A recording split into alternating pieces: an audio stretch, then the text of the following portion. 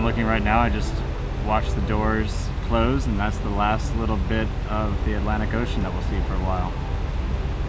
The Caribbean's behind us, and now we'll work our way up into the Lake Gatun. Apparent Winds, an adventure of a lifetime. A global expedition dedicated to collecting stories of environmental and cultural preservation while conducting marine research aboard sailing vessel Resilience.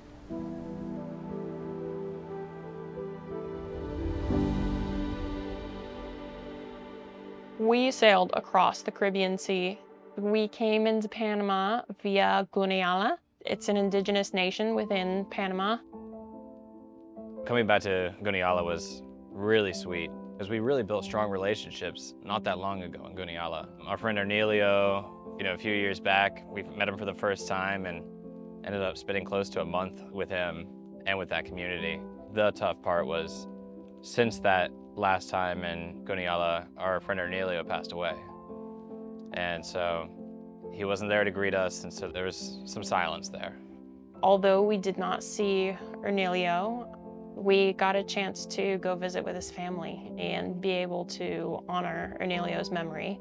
We went to visit with them at their house, and they had built a new structure using the sail that we gave them. When we left Panama in 2023, and we left Gonala, we had our old mainsail, which we never were able to use because it was just in terrible condition. So it was too dangerous to fly when it was windy and too dangerous to fly, or just not helpful when there was no wind. It was just too big. And so before we left, we had sat under this roof at a place while we were in Gonala, and I realized it was a sail, and it worked really well. And so I asked Arnelio if would it be helpful if we gave them our sail, and he got pretty excited about it. And they ended up bringing a panga alongside Resilience one day, and we took the sail off and took the mainsail off, and they loaded up on the panga, and we saw the sail go off onto Nalunega, onto the island, and that was that. And they said they would definitely be able to use it. What was really cool was when we came back, we got to Nalunega, we went ashore to meet Arnelia's mother. We went to their house, and this little area that we had been sitting in years back that was just like an outdoor sort of seating area was now a full house. And the entire thing, the whole tent of this house was made out of our sail. We weren't in Gonala that long before we had to go to Panama. And so we left Gonala and headed for Shelter Bay Marina on the Caribbean side of Panama. Yeah, well, we're just heading into Panama right now. We're coming into the Panama Canal. I have Cologne over here on the port side, a bunch of ships anchored outside the canal and outside the breakwater on the starboard side. And we're gonna come into Shelter Bay, wait for our turn in line, checking through customs, but wait for our turn in line to go through the canal. It's gonna be interesting to see if it's changed much. This will be number fourth time through the canal, second time on Resilience, and we've learned a lot every time we've gone through. This time in particular, though, it's interesting, the current sort of political climate between the United States and Panama and disputes over the canal. It'll be interesting to see what people think here about what's going on. So a little nervous, just with all that in mind, but also really excited to see what we find. Resilience 7-4. What airline is it? Shelter Bay Marina, this is Resilience. We would love to take off from the dock, and we need to head out to the canal. Is that all right with you guys if we take off now? Copy that, Resilience. We're in Shelter Bay. It's on the Caribbean side of the canal, of the Panama Canal, and we've been here for just 2 nights, and we're about to take off and head through. The first time we came through here on J. Henry years ago, we spent the night in Gatun, the lake between, and tonight, we're going to be spending the night in Gatun. So that's pretty cool. And we'll finish up tomorrow. So usually it starts at sunrise or before sunrise, and you finish in the dark. Today we're starting at 3:30 when we get our pilot, and we should be at mooring at 9:20, 9:30. Going through the canal, every time was different. This was my 3rd time going through the Panama Canal. First time was on J. Henry. The second time was on Resilience. Both of those times were from the Pacific to the Caribbean. So this was my first time going from the Caribbean to the Pacific. I, to be honest, kind of felt like a badass this crossing, because I have so much more knowledge and skills than I did the first 2 times. And it was also cool because my dad was there and he got to see me in action. He was taking photos, you know, I felt like he was being a proud dad. Yeah, the canal was an awesome experience because I've never been through the Panama Canal before. So that was like my first time ever. I really didn't quite know what to expect. I think I had watched, you know, Tripp and Kiera go through a couple years ago on like a webcam. But to see it, you know, up close and firsthand was just like super awesome. And so Kiera and I were on lines. So Kiera was up at the bow here and I was back at the stern. And you know, I've only been on the boat like 6 months. And so to be in a place, you know, with like almost no knowledge at all about sailing and lines and anything, to being 6 months in and going through the Panama Canal and feeling like I know what I'm doing, I've got this, I can do this. It was just kind of an empowering moment for me where I was like, yeah, like, okay, I know what I'm doing. Like I've learned this, I got it. And so it was just cool to share that with my best friend and, you know, be like, look, I did it, kind of a thing. And yeah, I think both of us felt really cool. It's good. So it was kind of funny coming in here. Our pilot said, you know, get in front, because we're the fastest, biggest boat in the lock right now. We're doing a special lock-in.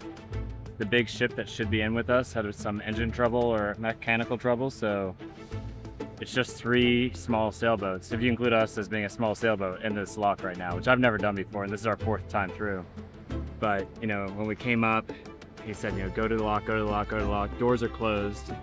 And, you know, he said, well, you got to keep on going because the current is going to start hitting you. So I kept on going at like 2 or 3 knots.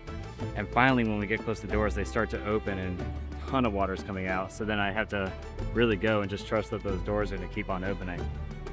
But we're snug up. We don't really have to go all that far forward in the lock. And we're tied on. We're getting used to the balance. This is our first lock of keeping the bow and stern balance. We almost have the bow come in a little bit, but anyway, it's pretty easy at this point, or at least pretty relaxed. And still like watching the bow and the stern go back and forth so we don't hit the thing. But it's pretty cool. Sun's going down, and as I'm talking right now, I'm watching the last little bit of light squeeze out of the Atlantic Ocean. And that's the last little bit of the Atlantic Ocean that we'll see for a while. The Caribbean's behind us, and now we'll work our way up into the Lake Gatun.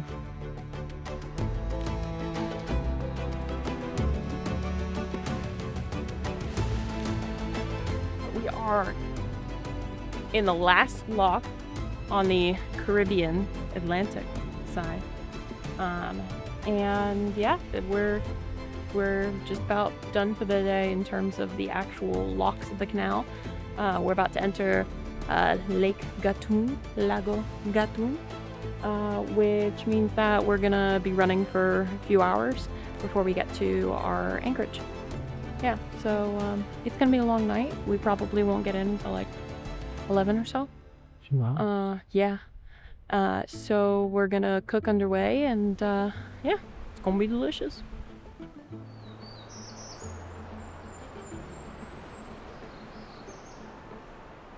It is a beautiful morning, our second morning in the Lake Gatun of the Panama Canal. We stayed on a mooring last night that's tied up to our starboard side right now. We'll wait in about 1 minute or 10 seconds, technically. We're supposed to have a pilot aboard. Yesterday they were a couple hours late getting to us for some other delays, so we'll see about today. And then when they get aboard, we'll head out and finish the rest of the canal. The Miraflores locks are the next set of locks that we're going through. And then we'll head over to the Pacific Ocean. I always enjoy having pilots aboard, and usually folks are really nice and have great stories to tell. You learn a lot. I have here working about almost 15 years, and every day that we are making a transit is different. Every day is different, and every time you get amazed of what you are seeing here. Yeah, I love working here. So, you kind of get a feel for the day-to-day lives of the folks working the canal, especially the folks that we get to connect with, which are the pilots and advisors. One of our goals coming through the Panama Canal, besides obviously transiting the canal safely and on time and so on, was to learn about how people felt about what was going on between the United States and Panama and where the conversation was. Entonces, el Canal de Panamá para nosotros es orgullo nacional. Provee, se le puede llamar así, un tercio de nuestra economía. No soy politólogo, mucho menos economista, pero mi experiencia por tantos años de vida que tengo me dice, tengo, como todo latinoamericano, tiene la esperanza de que todo vuelva a la normalidad y vuelva como sea en los tiempos de antes, ¿verdad? Lo que pasa es que aquí se maneja demasiado dinero, pero el panameño a pie no lo ve. ¿Cómo es posible de que en ciertos lugares en la ciudad de Panamá no hay un servicio organizado y exacto para recoger los desperdicios? En determinados lugares en la ciudad de Panamá no hay agua. Cosas básicas. Y si vamos para el oeste es peor. No hay agua, no se recoge los desperdicios y la electricidad es una estrella fugaz. Va y viene cuando le da la gana, como un cometa, más bien, ¿verdad? Entonces, eso es muchas cosas que hay que corregir. Pero nos representa mucho. Y orgullo porque ahora son los panameños que lo manejan.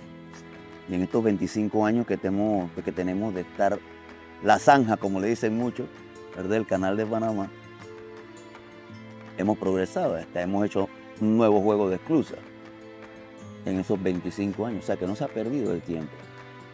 Ha sido progreso y progreso y progreso. Eso supuestamente debe verter también, ¿verdad?, al pueblo. ¿En qué? En escuela, en salubridad, ¿verdad?, en salud. ¿Me explico? Y bueno, esperemos que eso siga sucediendo y que siga progresando el canal. It's really interesting to talk to people here. The people in Panama also seem to want change in the way the Panama Canal is run. However, they still don't want it run by America. It is the Panama Canal, and Panama and the Panamanian people should be running it. Some people, were almost happy with the pressure that it's putting on the Panama Canal to clean up its act. So it was a very interesting perspective. I didn't know what to expect, really, but I did think back on, other times that we've gone through, we had heard, talk to people about the canal and how it affected Panama, and I expected that people would maybe be angry, but I was surprised. I didn't get any anger from anybody, especially, coming through the canal and talking to pilots and talking to folks that work in the canal. Definitely got the opinion predominantly that Panama should have the canal, but also got the opinion that folks wish it was run differently and that it affected the country differently.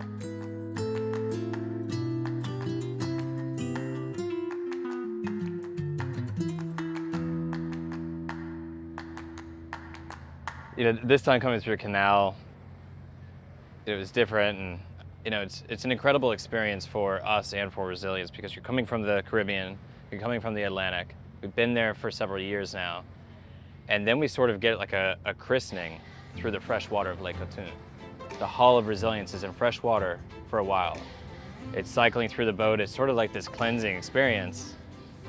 And then at the end of that, those gates open and we are entering into the Pacific. And it's a special moment.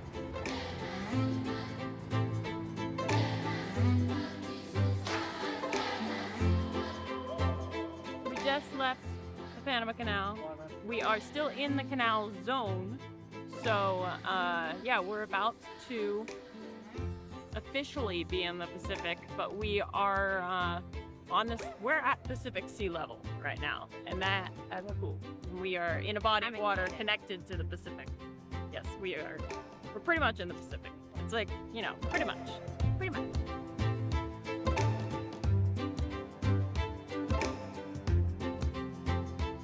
So we're, yeah, Panama City right over my left shoulder. This is actually a little nature center right here, like a environmental museum sort of thing. That's kind of cool. But we'll head into the city tonight, I think, grab a little bit of food, and Maybe 25 minutes. we're in the Pacific Ocean. You see skyline there? I can't really say, I don't think, like my expression on my face or words that I can use really share how excited I am to be in the Pacific and how long we've been waiting to be here. Well, now we're in La Playita Marina in Amador and Panama City, and believe it or not, we're doing a lot of boat work. Just what we do all the time. We do boat work. You know, right now I'm sitting here last night after 5 days or more of rebuilding our entire refrigeration system. We got it working last night, and so now we have a cold refrigerator, but now we still have the freezer. We have paint that we're doing, varnishing that we're doing, some wood repair that we need to do, wiring for solar panels. We're putting a few new ones up. I mean, the list is pretty long for what we have to do to get ready to sail across the Pacific Ocean. We've been working really hard the past few days to prepare the boat for crossing the Pacific. This is going to be our biggest crossing yet on Resilience. Thing is, when we leave here, when we leave this dock, we're 30 days more or less at sea. We're a month in the middle of the ocean. You can't spend any money anymore, so you don't have to worry about that. But you do need to make sure that the vessel's in good shape, people are in good shape, we're provisioned properly, and ready to go. So that's sort of where we are now, is the hustle of enjoying Panama while we can, but really just working on the boat and getting things pulled together and getting ready for that moment of leaving. And I'll tell you, if it's anything like our last time sailing across the Pacific, it's one of the most incredible experiences that I think somebody can have.